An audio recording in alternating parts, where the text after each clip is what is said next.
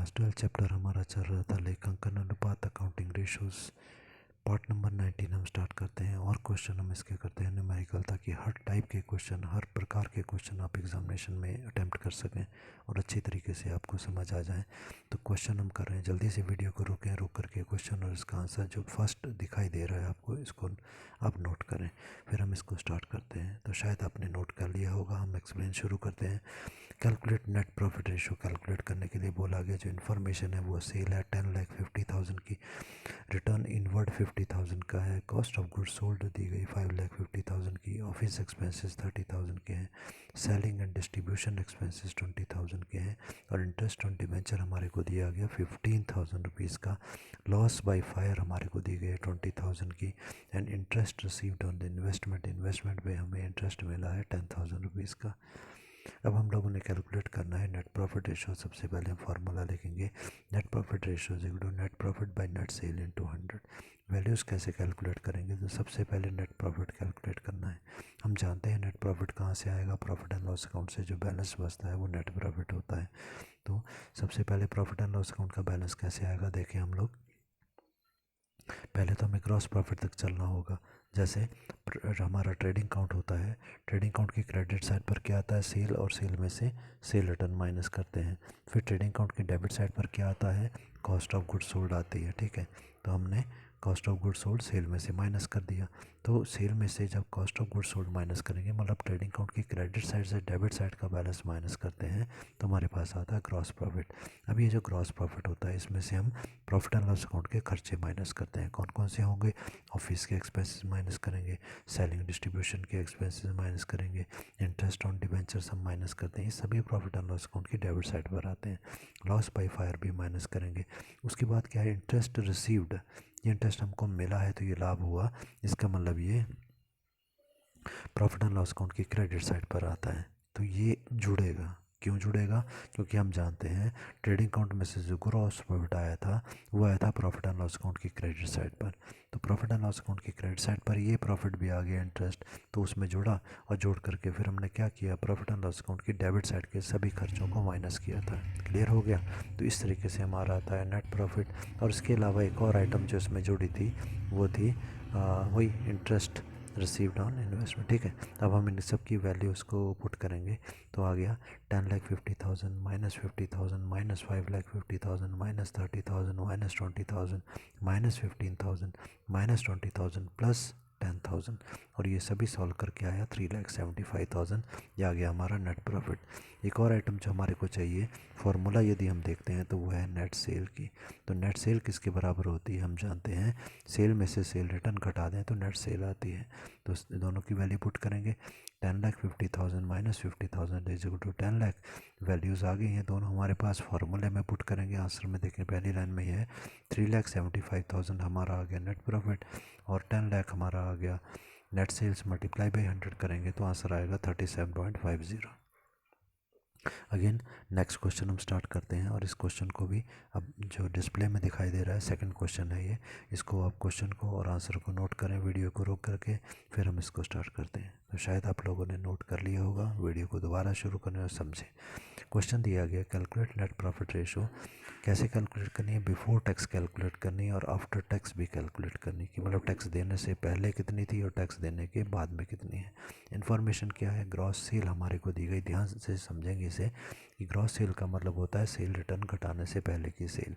10 lakh rupees की है, sale tax हमको दिया गया, ये ग्रॉस सेल के ऊपर 10% देना है, इनकम टैक्स 50% देना है, और नेट प्रॉफिट बिफोर टैक्स जो हमको दिया गया वो 3 लाख रुपीज़ का है। ठीक है, तो फार्मूला क्या होता है, net profit by net sales. ठीक है, तो अब सबसे पहले नेट सेल हमें पता करनी होगी।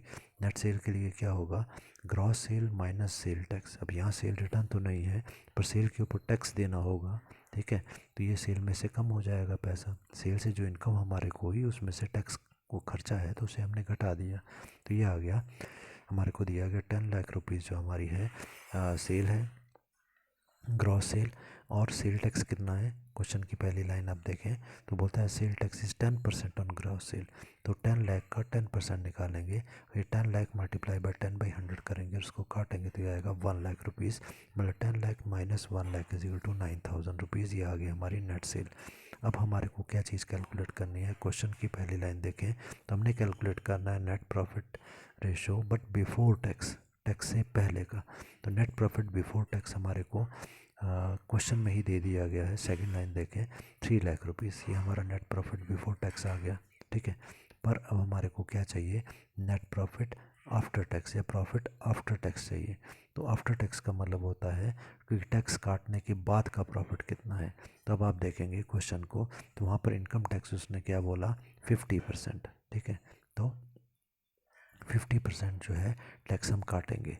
तो देखो क्वेश्चन का जहाँ मैंने सॉल्व किया है उसकी सेकंड लाइन, इनकम टैक्स कितना आया, प्रॉफिट नेट जो हमारा ग्रॉस सेल है या हमारी जो बचा क्या, नेट प्रॉफिट बिफोर टैक्स, मतलब टैक्स काटने से पहले का जो प्रॉफिट था उस प्रॉफिट का हम 50% कैलकुलेट करेंगे टैक्स, ठीक है। ये कितना आया, 3 लाख मल्टीप्लाई बाई 50/100, इसको सॉल्व करेंगे तो इनकम टैक्स हमारा आ गया 1,50,000।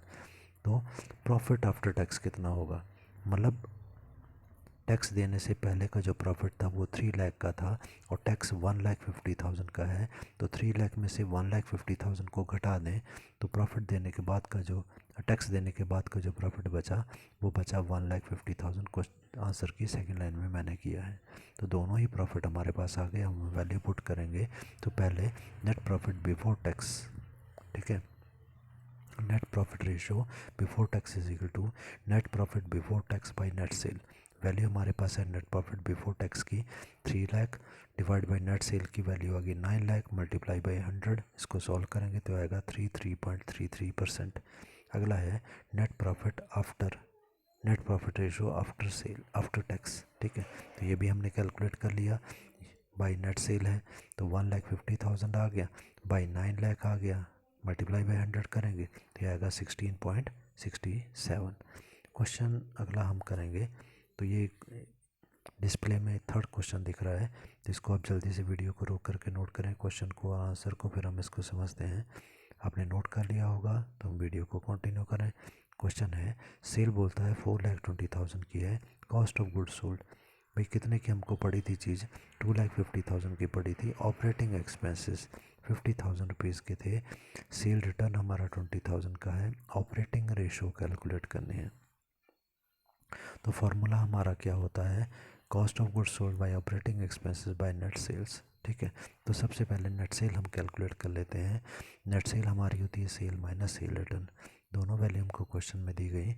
4,20,000 minus 20,000 is equal to 4 lakh, और operating ratio is equal to cost of goods sold plus operating expenses by net sale into 100। तो कॉस्ट ऑफ गुड्स सोल्ड हमारे को दिया गया 2,50,000 का, प्लस ऑपरेटिंग एक्सपेंसेस दिए गए 50,000 के, बाई नेट प्रॉफिट 4 लाख अभी हमने कैलकुलेट किया, मल्टीप्लाई बाई 100, यह आ जाएगा 3 lakh by 4 lakh multiply by 100 is equal to 75%। इसके बाद आप अगला क्वेश्चन वीडियो को रोक करके नोट करें और उसके बाद में इसका आंसर भी नोट करें, फिर इसको समझते हैं। तो देखो आपने नोट कर लिया होगा, तो स्टार्ट करते हैं हम लोग। क्वेश्चन दिया गया कैलकुलेट ऑपरेटिंग रेशियो, कुछ फिगर हमारे को दी गई हैं यहाँ पर। अब हम क्वेश्चन को सॉल्व करेंगे राइट साइड पर। तो सबसे पहले हम लिखेंगे ऑपरेटिंग रेशियो का फॉर्मूला जो होता है operating cost by net sale into 100, ठीक है। अब इसकी वैल्यू कैलकुलेट करनी है, सबसे पहले नेट सेल की वैल्यू कैलकुलेट करते हैं जो होती है sale minus sale return. Question की फर्स्ट और सेकंड आइटम ही सेल माइनस सेल रिटर्न है, जिसकी वैल्यू है 4,20,000 minus 20,000 is equal to 4 lakh. अब हम कैलकुलेट करेंगे ऑपरेटिंग कॉस्ट क्या होती है। ऑपरेटिंग कॉस्ट का पिछले क्वेश्चन में भी हमने फॉर्मूला पढ़ा था, cost of goods sold plus operating expenses. तो कॉस्ट ऑफ गुड्स सोल्ड कैसी आती है, ये आती है ट्रेडिंग अकाउंट में से। तो आइटम्स लिखेंगे opening stock plus purchases trading account की debit side, minus return outward, ये परचेज रिटर्न हुआ, प्लस वेजेस ट्रेडिंग अकाउंट की डेबिट साइड पर, और क्रेडिट साइड की आइटम में closing stock.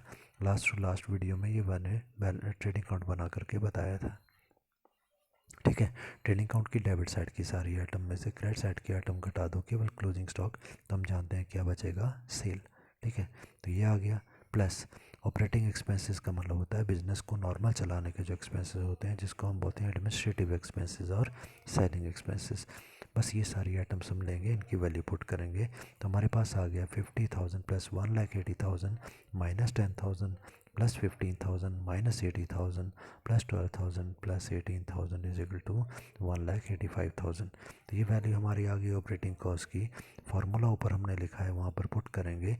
Operating cost by net sale is equal multiply by 100 is equal to 1 lakh. Red colour से यार mark मैंने बनाया है।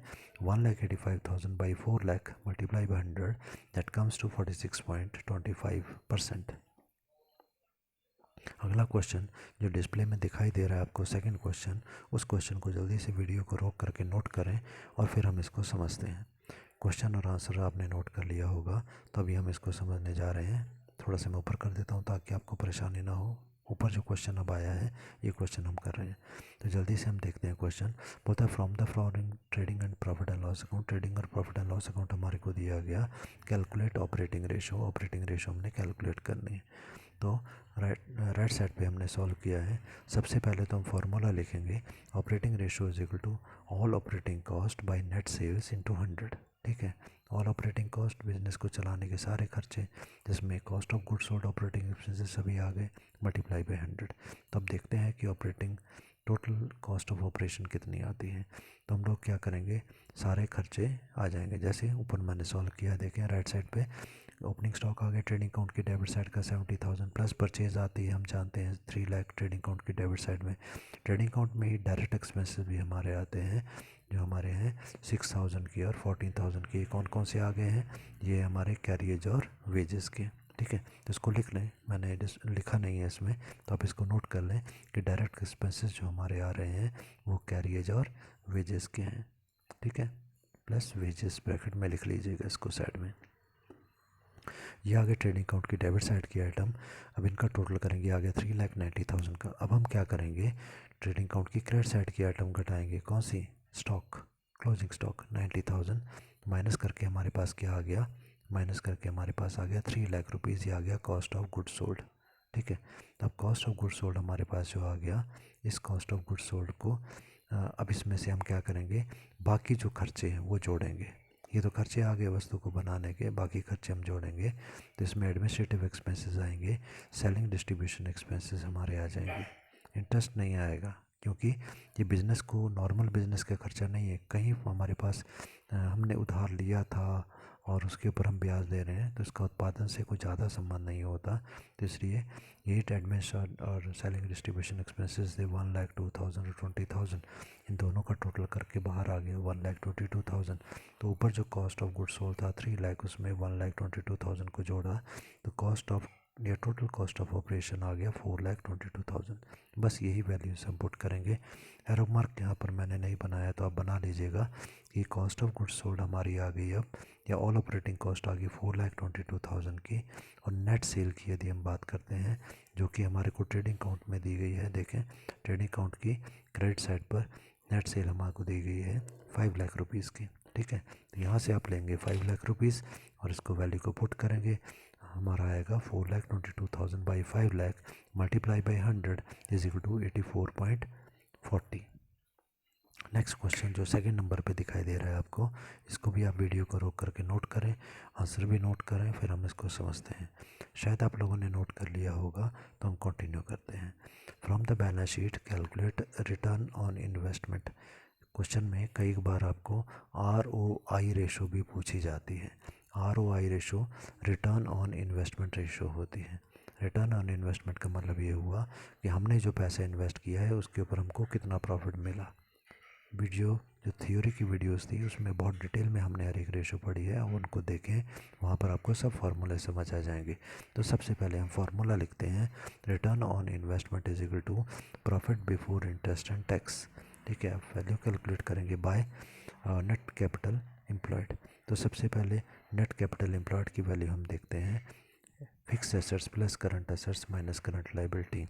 ये फार्मूला कैसे बना, वैसे सारे फार्मूले हमने डिस्कस किए हैं थ्योरी की वीडियोस में। तो देखें, नेट कैपिटल एम्प्लॉयड का मतलब होता है कि हमने कितनी कैपिटल लगाई हुई है। ठीक है, टोटल कितनी कैपिटल हमने लगाई है, तो हमने जितनी भी पूंजी लगाई उससे या तो हमने करंट फिक्स एसेट खरीदे या हमने करंट एसेट खरीदे हैं। ठीक है, परंतु जब उसने बोला net capital employed, net capital का मतलब होता है कि हम लोग क्या करेंगे, करंट लाइबिलिटीज़ जो होंगी ना उसको करंट एसेट में से घटा देते हैं तो नेट कैपिटल आती है। ठीक है, तो वैल्यूज़ पुट करेंगे इसमें हम लोग।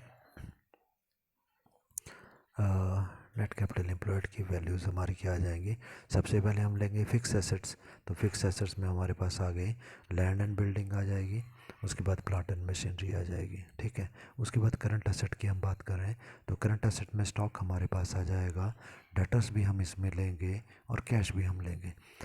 उसके बाद है करंट लाइबिलिटीज़, तो करंट लाइबिलिटीज़ में एक तो bank draft, bank overdraft minus होगा और दूसरा माइनस होगा ट्रेड क्रेडिटर्स। वैल्यूज हम इनकी पुट करेंगे, 1,50,000 plus 80,000 plus 1,40,000 plus 80,000 plus 30,000 minus 30,000 and minus 1,00,000। इसको सॉल्व करेंगे, ये आ जाएगा 3,50,000। ये क्या चीज़ आ गई हमारी, नेट कैपिटल एम्प्लॉयड। ठीक है, तो देखो फॉर्मूले हम वैल्यू पुट करेंगे, फॉर्मूले में हमारे को क्या बोला गया, profit before interest and tax. ठीक है, तो प्रॉफिट हमारा जो था वो हमारे को देखो एरो मार्क मैंने बनाया है, profit for the year was ₹60,000 और यहाँ से डिनोमिनेटर में नेट कैपिटल एम्प्लॉयड हमने कैलकुलेट कर ली 3,50,000 की, मल्टीप्लाई बाई 100, इसको हम सॉल्व करेंगे तो आएगा 17.14। लास्ट क्वेश्चन हम जो डिस्प्ले में आ रहा है इसको हम देखते हैं, समझते हैं। ओके, वीडियो को नोट करें इसे, क्वेश्चन को और इसके आंसर को, उसके बाद हम समझते हैं। तो शायद आपने कर लिया होगा, तो हम जल्दी से करते हैं। लिखा है from balance sheet calculate return on investment ratio. अब सबसे पहले वही हम फार्मूला लिखेंगे, return on investment is equal to net profit before interest and tax multiply by 100 और कैपिटल एम्प्लॉयड मल्टीप्लाई बाई 100। ठीक है, तब यहाँ पर फिर वही चीज़ है, हम अब सबसे पहले कैलकुलेट करेंगे profit before interest and tax, फिर कैपिटल एम्प्लॉयड, दोनों की वैल्यू हम करेंगे। तो सबसे पहले हमारे को क्या चाहिए, net profit before interest and tax, भी टैक्स देने से पहले का प्रॉफिट क्या था। तो देखो क्वेश्चन यदि हम देख रहे हैं, बैलेंस शीट यदि हम देख रहे हैं तो उसमें लास्ट आइटम जो लायबिलिटी साइड पर है वो है प्रॉफिट, तो हमने प्रॉफिट ले लिया। ऊपर हम देख रहे हैं, यहाँ पर देखो डिवेंचर भी हमारे को दिया गया। ठीक है, ऊपर से यदि हम देखें तो ये हमारी है फिफ्थ आइटम 15% डिवेंचर, मतलब जो डिवेंचर है उसके ऊपर ब्याज भी हमने देना है, पर जो डिवेंचर के आगे 15% लिख दिया, इसका मतलब ये हुआ कि इसके ऊपर 15% इंटरेस्ट हमने देना है। ठीक है, तो 15% कैलकुलेट करेंगे, डिवेंचर की कीमत है 1,00,000 रुपीज़ का 15% ये आता है 15,000। तो जो प्रॉफिट है ये डिवेंचर का हमारा इंटरेस्ट देने के बाद का आया था। ठीक है, जब हमने प्रॉफिट एंड लॉस अकाउंट बनाया तो हमने इंटरेस्ट दिया होगा तब तो ये प्रॉफिट आया। इसका मतलब है ये प्रॉफिट तब आया जब इसका इंटरेस्ट हम लोगों ने प्रॉफिट एंड लॉस अकाउंट में माइनस कर दिया था। परंतु हमारे को जो प्रॉफिट चाहिए वो बिफोर इंटरेस्ट चाहिए, मतलब इंटरेस्ट देने से पहले का क्या था। तो हमने ये घटाया हुआ है तो उसे दोबारा जोड़ दो तो बिफोर आ जाएगा। तो 65,000 प्रॉफिट है, उसमें इंटरेस्ट दोबारा जोड़ देंगे 15,000 का, तो हमारा प्रॉफिट बिफोर इंटरेस्ट आ जाएगा 80,000। सेकंड जो इन्फॉर्मेशन चाहिए हमारे को वो चाहिए होती है कैपिटल एम्प्लॉयड। अब कैपिटल एम्प्लॉयड का क्या मतलब होता है, कैपिटल एम्प्लॉयड का मतलब है जो कैपिटल हमने लगाई। अब जो कैपिटल हमने लगाई है वो किस में यूज़ हुई है, एक फिक्स एसेट्स में लगी होगी और दूसरी करंट एसेट में लगी होगी, परंतु उसमें से हम करंट लायबिलिटी को माइनस कर देते हैं, जो लोगों का पैसा देना है, क्योंकि जो लोगों का पैसा देना है वो तो हमारी कैपिटल है नहीं, कैपिटल मालिक की होती है। ठीक है, तो फिक्स एसेट्स हमारे हो गए 3,40,000 के। ठीक है, और दूसरी बात है करंट एसेट्स की, तो करंट एसेट हमारे हैं 2,40,000 के। बात हम करें करंट लाइबिलिटी की, तो करंट लाइबिलिटीज़ हमारी कितने की हैं, बैलेंस शीट लाइबिलिटी साइड पर देखेंगे 80,000 की। तो 2,40,000 मतलब करंट एसेट में से करंट लाइबिलिटी को माइनस किया तो आ गया 60,000 और 3,40,000 के फिक्स एसेट्स थे, तो कैपिटल एम्प्लॉयड हमारी आ गई 4,00,000 रुपीज़ की। तो फार्मूले में हम वैल्यू पुट करेंगे, फार्मूला ऊपर हमने लिखा हुआ return on investment is equal to net profit before interest and tax by capital employed multiply by 100। तो net profit before interest and tax आ गया 80,000 और कैपिटल एम्प्लॉयड ये आ गया 4,00,000 मल्टीप्लाई बाई 100 करेंगे तो ये आंसर आएगा इज इक्वल टू 20%।